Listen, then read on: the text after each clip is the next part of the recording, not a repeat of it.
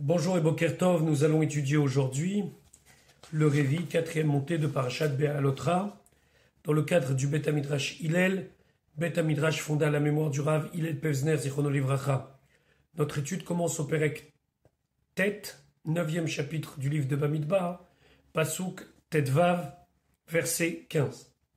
Nous allons maintenant voir la manière dont les Bnei Israël se déplaçaient dans le désert. Alors on sait très bien que les tribus étaient placées en ordre de bataille au moment du campement. Mais maintenant, nous allons voir de quelle manière les Béné Israël savaient qu'ils devaient partir et comment s'organiser ce départ. Perek, donc Tête, chapitre 9, Pasuk Tetvav. Uviom est le jour à Hakim, où a été monté, où a été inauguré et Mishkan, le Mishkan. Donc, la Shrina a envahi physiquement tout l'espace du Ohel Moed et le Hanan, la nuée, s'y est installée. Kissa et Hanan, la nuée a recouvert et Mishkan, le Mishkan, les Ohel à Edout, le Mishkan, le tabernacle qui est la tente sur le témoignage. Où va rêver le soir, c'était à la Mishkan, sur le Mishkan, Kemare Esh, comme la vision du feu, Ad Boker, jusqu'au lendemain. Donc, déjà le premier Nissan, Moshe Rabbeinu donc fixe de manière définitive le Mishkan. Tous les 7 jours précédents, le Mishkan, le tabernacle était monté, démonté, monté, démonté. À partir de Rosh Chodesh Nissan 2449, il est fixe. Donc, au début, le Kvod Hashem, l'honneur de Dieu, va remplir le Mishkan de l'intérieur, et le signe extérieur que le Mishkan était à l'intérieur, que la Shrina, était à l'intérieur, c'était qu'il y avait le Hanan, il y avait la nuée à l'extérieur. Et Moshe ne pouvait pas y rentrer tant qu'il n'avait pas été appelé. À partir du 8e jour, c'est-à-dire de Rosh Chodesh Nissan, le Kavod de la Shrina est parti, il s'est mis ben Shene à Kérouvim, entre les deux chérubins, et de là-bas, Akadosh Baruch Hu s'adressait à Moshe et lui parlait. Donc, ça, c'était la manière jusqu'au jour de l'inauguration. À partir de l'inauguration, de l'extérieur, on voyait en journée le Hanan, la nuée, et en soirée, une colonne de feu. Le mot yé ici ne doit pas se traduire comme un futur, mais c'est une action au présent qui revient tellement de fois qu'on emploie le futur. Regardons Rachid Tetvav, HaMishkan, Leoel Haïdout, HaMishkan, le Mishkan, donc le tabernacle, et Hasouï qui est fait, Liot Oel, d'être. Donc la tente, les Luchot Haïdout, où on avait déposé les tables de témoignage, donc les premières Luchot brisées et les deuxièmes enterrées à la Mishkan, Kemo Hove al Mishkan. C'est comme si on disait il était sur le Mishkan, Fechen, Lachon, Kol Parasha, et ainsi tous les futurs qui seront employés dans la Parasha doivent être traduits au présent puisque c'est une action qui est perpétuelle. Pasuk Tet Zain. Ken ainsi, comme c'était le jour de l'intronisation de Aaron et de l'inauguration du Mishkan, Yetamid, ce sera tout le temps. Et Hanan Yichasemo, en journée, il y a une nuée qui le recouvre, ou Maréesh, et il y a une vision de feu, Laïla, la nuit. Pasuk Yudzen, où les filles, et selon Ehalot, que s'élève et Hanan le Hanan, mais à la Oel, de au-dessus l'Oel. Alors les Bnei Israël, ils savaient que ça y est, le temps de partir est arrivé.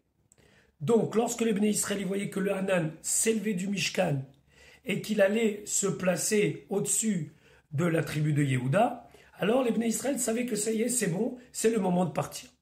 Les Kohanim sonnaient des trompettes, Moshe disait Kuma Hashem, ce qu'on verra plus tard, et Ve'acharechen, et après cela, Yissou Bnei Israël, les Bnei Israël partaient de l'endroit où ils avaient campé, ou Vimkom, et dans l'endroit Asher Ishkon Shame Hanan, où le Hanan va se poser, Sham là-bas, Yachanou Bnei Israël, les Bnei Israël vont s'installer. Donc c'était pas eux qui décidaient où aller, combien de temps ils s'installaient dans un endroit, c'était dirigé par le Hanan. Le Hanan qui, bien sûr, représente la Shrina d'Akadosh Baruch. Rashi, Yudzaïn et Alot et Hanan, qui est Targumo, comme le Targum dit, Istalakut, c'est élevé. Un mot bien connu qui est dérivé de ce mot-là, c'est la Istalkut. La Istalkut, ça veut dire le départ d'une personne. Comme c'est marqué, Venaala et Hanan, le Hanan s'est élevé. Velo itachen le faresh et velo itachen irtov, pardon. On ne peut pas dire où le fit Alot et Hanan, Veala et Hanan. Shenze lachon silouk. Parce qu'ici, on ne pourrait pas dire qu'il est parti. Et là seulement, Tsamoar Vealia, ça veut dire qu'il continue à augmenter. Comme c'est marqué, Ineav Ketana Kekaf Ish Olamaim. C'est un petit nuage qui continue à se grandir et devenir plus important. Alors que là, le mot n'est pas qu'il est plus important, au contraire, c'est qu'il part, il s'élève, il se déplace, donc il n'aurait pas été correct d'employer ou le fit à Alot et Hanan et Veala et Hanan. Donc c'est pour ça qu'on dit et Alot et Hanan pour bien nous dire que ça veut dire qu'il partait et pas seulement qu'il s'élevait ou qu'il devenait plus important. Pasuk Yutret. Le Pasuk nous dit que les Bnei Israël, eux, par rapport à cela, n'avaient aucune véritable envie de s'installer là ou là. Et même s'ils en avaient envie de rester dans un endroit qui était peut-être plus agréable qu'un autre, la Torah nous dit Al-Pi Hashem, c'est selon la bouche de Dieu, ça veut dire l'ordre de Dieu. Yissou Bnei Israël, les Bnei Israël allaient voyager, partir, Ve'Al-Pi Hashem, et c'est selon la bouche d'Hachem, ça veut dire l'ordre de Dieu. Yachanou, ils vont camper. Kol Yemetu, les jours, Asha Yishkon et Hanan, où le Hanan va résider à la Mishkan sur le Mishkan, Yachanou, ils vont camper. Donc ils étaient complètement acteurs, mais aussi spectateurs. Ça veut dire que c'est eux qui se déplaçaient, mais c'est uniquement le Hanan qui leur disait quand et où, et c'est seulement à ce référentiel que les Bnei Israël s'en remettaient pour voyager. Pasuk Yutret Al-Pi Hashem. Selon l'ordre d'Hachem Nissou, ils voyageaient. Shaninu Bimlechet HaMishkan. On a enseigné dans Lechet HaMishkan Kevan Shayu Israël aussi, puisque les Bnei Israël voyageaient. Aya Amoud Hanan Mitkapel. Le Amoud Hanan se pliait, Venim Shach, et il allait se mettre, s'étendre al Gabé Bnei Yehuda, sur la tribu de Yehuda, Kemin Kora, comme une poutre. Tikou Veiriou Vetikou, il sonnait des trompettes. Alors Tikou, ça veut dire c'est un son long. Veirou, ça veut dire c'est un son saccadé. Vetikou, et encore une fois, un son long. Velo Haya Mehalech Hache Moshe Omer, et il n'avançait pas tant que Moshe n'a pas dit Kuma Hashem, lève-toi Hashem. Et à ce moment-là, Venassa Degel Machane Yehuda, le fanion du camp de Yehuda et des tribus qui y étaient attenantes, avançait Zobisifri. Ve'alpi Hashem Yachanou, et selon Hashem il campait. Kevan Shayu Israël Kronim, Kol Ibn Israël il campait. Amoud Hanan Metamer Ve'olé. Alors le Amoud Hanan, il commençait à s'élever, Venim Shach, Al Gabé Bnei Yehuda Kimin Souka. Et il allait sur la tribu des Bnei Yehuda comme une souka. Velo Haya Nifrash Hache Moshe Omer. Et il n'était pas complètement en train de se détacher de cette position et de s'y fixer jusqu'à que Moshe dit Shuva Hashem Rivot Al Israël. Donc c'est uniquement cela qui permettait à ce que la Shrina se pose entre guillemets. Et Veomer, c'est ce qu'on dit Al-Pi Hashem, c'est selon l'ordre de Dieu, la bouche de Dieu, ou Biyad Moshe, et c'était dans la main de Moshe. Le Ohr HaChaim HaKadosh ici explique que la raison pour laquelle des fois les Bnei Israël restaient dans un endroit plus longtemps qu'un autre, c'est parce que en vérité dans le désert il y avait des nitzotse kdosha, des étincelles de divinité qui étaient dans cette terre aride. Et seulement Ayodea Nistarot, dit le Ohr HaChaim HaKadosh, celui qui connaît les choses cachées, il pouvait savoir combien de temps on devait rester pour élever ces nitzotzot, ces étincelles de Kidusha, un petit peu ou longtemps. Et donc, les Bnei Israël s'étaient remis complètement à cette avancée dictée par Akadosh Baruch. Pasuk Raf, Veyesh, il y a des fois, Asher Hanan, que le Hanan était Yamim Mispa, quelques jours, qui ne restaient pas longtemps, 3 ou 4 jours. À la Mishkan, sur le Mishkan, Alpi Hachem, selon l'ordre d'Hachem, Yachanou, il campait, donc les Bnei Israël, ils campaient où Hachem jugeait qu'ils devaient camper. Et donc c'était jamais pour leur propre intérêt. Vers Alpi Hachem Yisaou, et c'est selon l'ordre d'Hachem qu'ils voyageaient. C'est intéressant que dans certains Sfarim de Drashot, c'est marqué Alpi Hachem Yachanou ve Alpi Hachem Yisaou, ça veut dire qu'un homme, il doit savoir que dans sa bouche, il doit avoir le Shem Hachem, et dans tout ce qu'il fait, il doit remercier Akadosh Baruch Hu pour ses voyages, c'est-à-dire tous les moments de sa vie où il avance, ou bien dans les moments où il stagne, toujours avoir le Shem Shamaim, toujours avoir le nom de Dieu dans la bouche, parce que c'est Alpi Hachem. Pasuk, Chaf Rashi Veyesh, et il y aura Klomar Peamim des fois, Yamim Mispar, quelques jours, Yamim Muatim, donc 3-4 jours. Après, Pasuk Rafalef. Veyesh, il y aura des fois, Achaye Hanan, que le Hanan, il soit Me'erevat Boker, du soir jusqu'au matin. Venaala et Hanan, et le Hanan se levait Baboker le matin. Venasaou, et les Bnei Israël, ils voyageaient. Oh, ou bien des fois, Yomam, c'était un jour entier, Valaïla et une nuit, Venaala, et alors, au petit matin, se levait Hanan, le Hanan, la colonne, Venasaou, et ils allaient voyager. Pasuk Ravbet, autre cas de figure, au Yomaim, des fois ça durait 2 jours, au Chodesh, ou bien des fois 1 mois, au Yamim, ou bien d'avoir des jours. Et on va voir que Rashi va nous expliquer que c'est une année entière.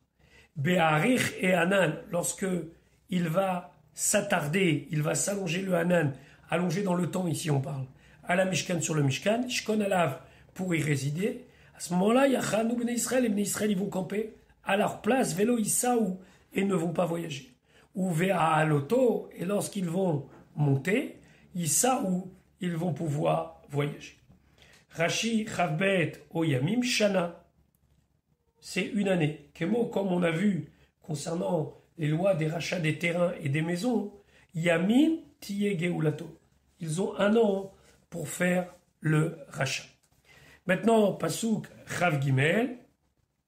Donc les Bnei Israël, ils ont fait exactement ce que Hachem il a demandé. Et donc, Alpi Hachem Yachanou, selon l'ordre de Dieu, ils ont campé, que ce soit pour une courte période ou une longue période. Ve Alpi Hachem Yisaou, selon l'ordre d'Hachem, ils vont avancer, ils vont aller. Même si des fois c'était après un petit arrêt ou des fois un plus long arrêt.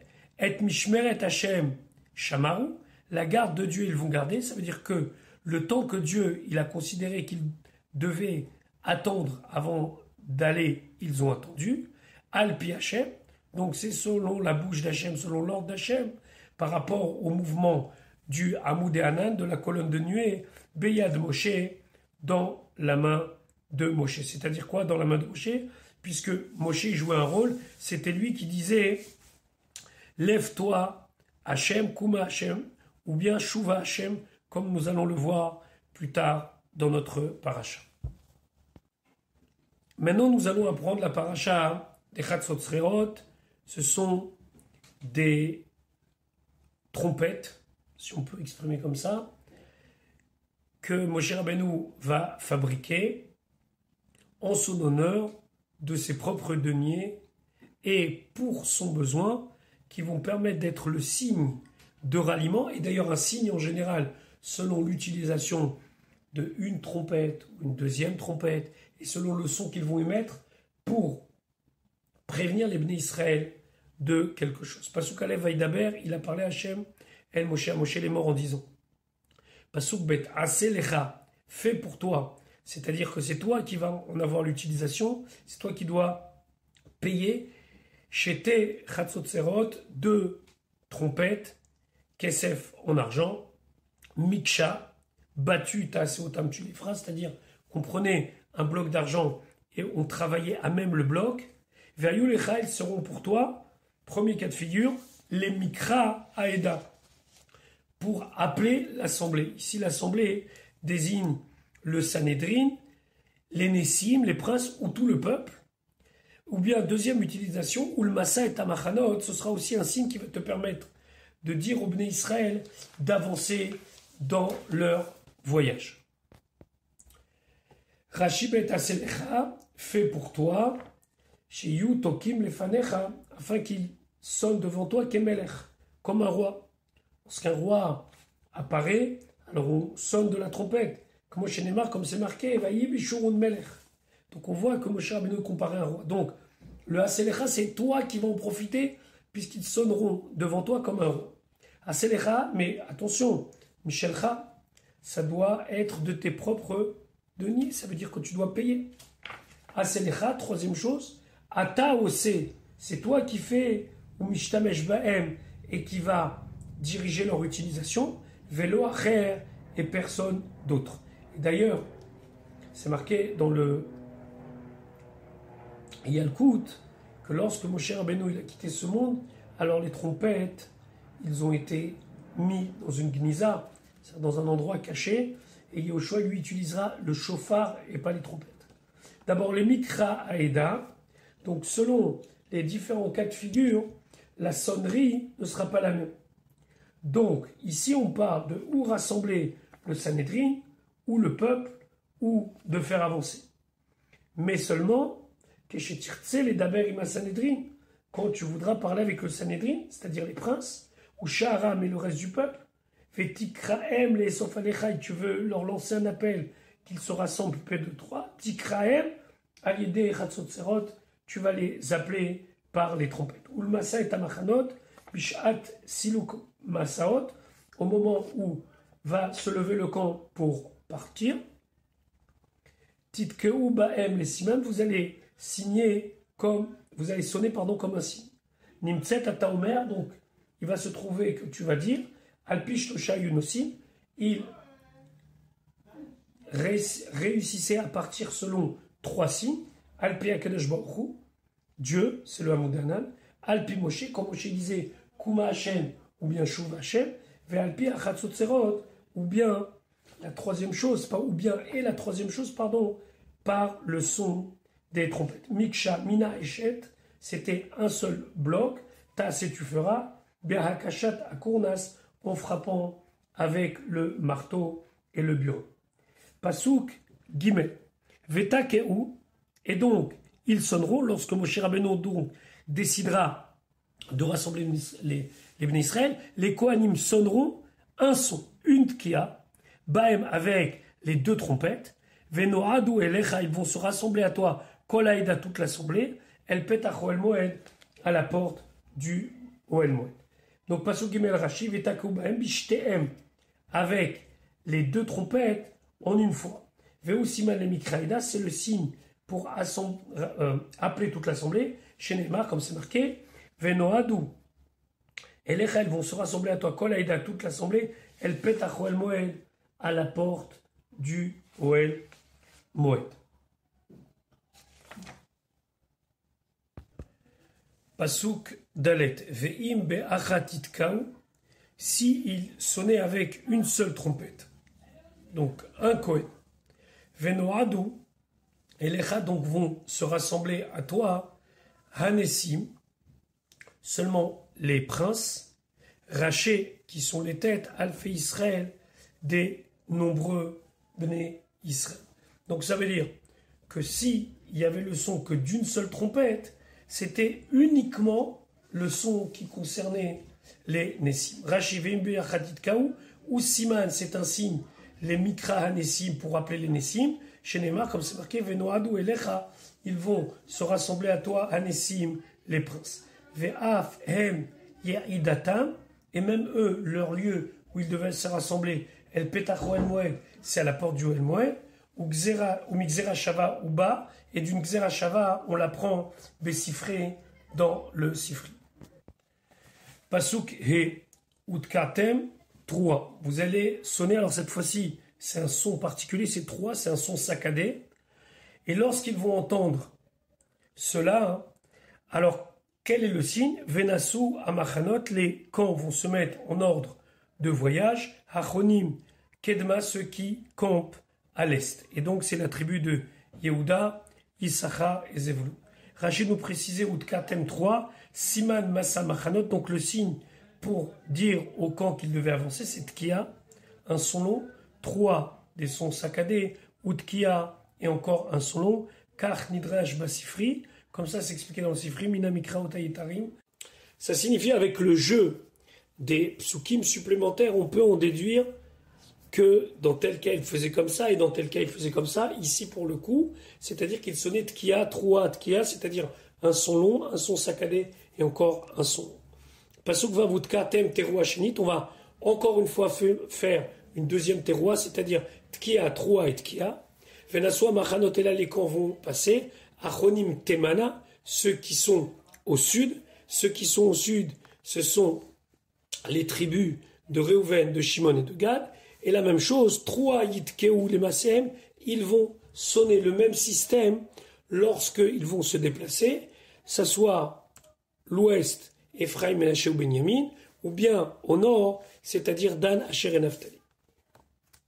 Pasuk Zain, Uvahakil et Akal, mais quand il rassemblera l'assemblée, Titkeu, où ils vont simplement sonner Tkia, Velotariou, et ils ne vont pas jouer le son de 3, c'est-à-dire un son saccadé.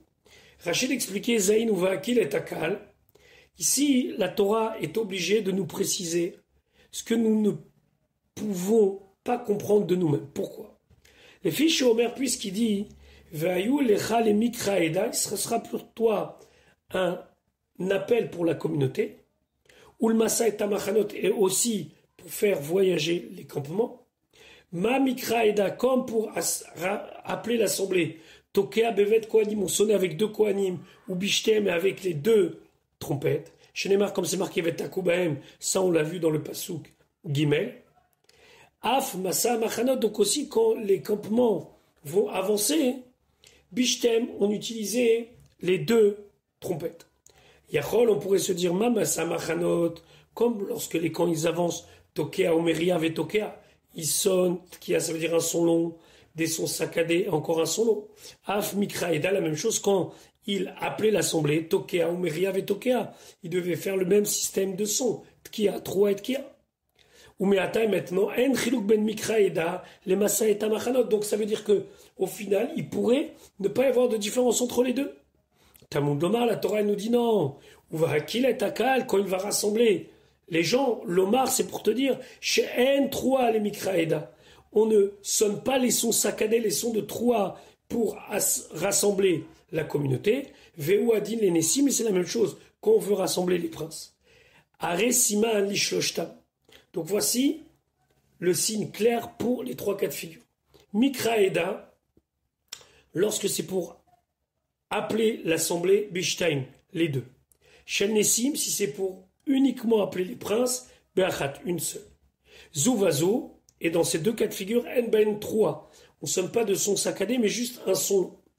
Ou Massa Machanot, maintenant, pour faire avancer les campements, Bishtaim, on utilisait les 2, alliés des 3 ou Tkia, en sonnant des sons saccadés et des sons longs. Pasuk Chet, où venaient Aaron et les enfants de Aaron à Kohanim, les Kohanim. Donc, ici, il y a une machloquette de savoir est-ce qu'on veut dire que c'est Dafka des Kohanim ou bien même des Kohanim qui ne sont pas aptes à être Kohen. Yitkeu Baratzotzrot, c'est eux qui vont sonner dans les trompettes. Ve'ayu lachem, et ce sera pour vous les Chukat Olam, une loi éternelle, les Dorotechem, pour toutes vos générations. Pasukret, où venait Aaron et les enfants d'Aaron Yitkeu, ils vont sonner. Bamikraot, pour appeler, donc les appels ou de l'assemblée ou des Nessim, ou Vamasaot, et dans les voyages à Lalou, ce qu'on vient de parler maintenant. Maintenant, le Pasuk va nous parler d'autres cas de figure où on utilise ces trompettes. Premier cas de figure, Vechitavo Milchama. Si viendra une guerre, si vous avez besoin de lutter, dans votre terre, ou bien à la tsar à Tsoreretrem, ou si vous avez un ennemi qui vous fait du mal, Varé au thème, alors là vous allez sonner la 3, c'est-à-dire le son saccadé, Bachatzot Serot, avec les trompettes, Veniskartem, et là vous serez rappelés, Ifne Hashem Elokechem devant Hashem votre Dieu, Venoshartem, et vous serez sauvés Meoivechem de votre Dieu. Donc, les cas de figure, le Rambam dit par exemple, s'il y a un peuple qui vient nous prendre des impôts, nous prendre une partie de notre terre, ou nous faire des xérotes, alors on sonne des Chatzot Serot. Alors les Chatzot Serot de Moshe, comme on a dit, elles ont été cachées à sa mort, mais on peut en fabriquer d'autres. D'ailleurs, le Ramban, le Nachmani dit que la 3, c'est Midatadin. C'est pour réveiller la Gvura, la justice divine qui va les aider. Pasuk Yud, autre cas de figure, Uviom Simchatrem, les jours de vos joies, Uv Moadechem, et vos jours de rassemblement de fête, Uvrache Chodshechem, et les jours de Rosh Chodesh, Udkartem, vous allez sonner. Ici, on sait que ça veut dire sonner son long, son saccadé, et encore un son long. Al olotechem, sur vos korban ola, ve'al zifre shavechem, et sur vos korbanot shlamim, ve'ayu lachem, les zikaron, ce sera pour vous un souvenir. Bien, lifne elokechem, devant votre Dieu, ani Hashem elokechem, je suis Hashem, votre Dieu. Al olotechem, be korban tzibour, akatuv medaber, on parle ici d'un sacrifice communautaire. Ani Hashem elokechem, mikan, de là, la madnu, on a appris malchuyot imzichronot veshofarot, que les sons du shofar accompagnaient les psukim qui sont récités à Rosh Hashanah au moment des malchuyot, c'est-à-dire de la royauté, des zichronot du souvenir et des shofarot. Chez Neymar, comme c'est marqué Udkartem, vous allez sonner à Reshofarot, ça rappelle les shofarot. Les zikaron, à Rezichronot, ce sont les souvenirs. Ani Hashem Elokechem, je suis éternel ton Dieu. Zoum al-Khuyot, c'est la manière de proclamer la royauté de Akadosh Baruch Hu. C'est d'ailleurs ce que l'on fait chaque Rosh Hashanah. Voilà, je vous souhaite une bonne journée et Bezrat Hashem à demain pour la suite de l'étude de notre paracha.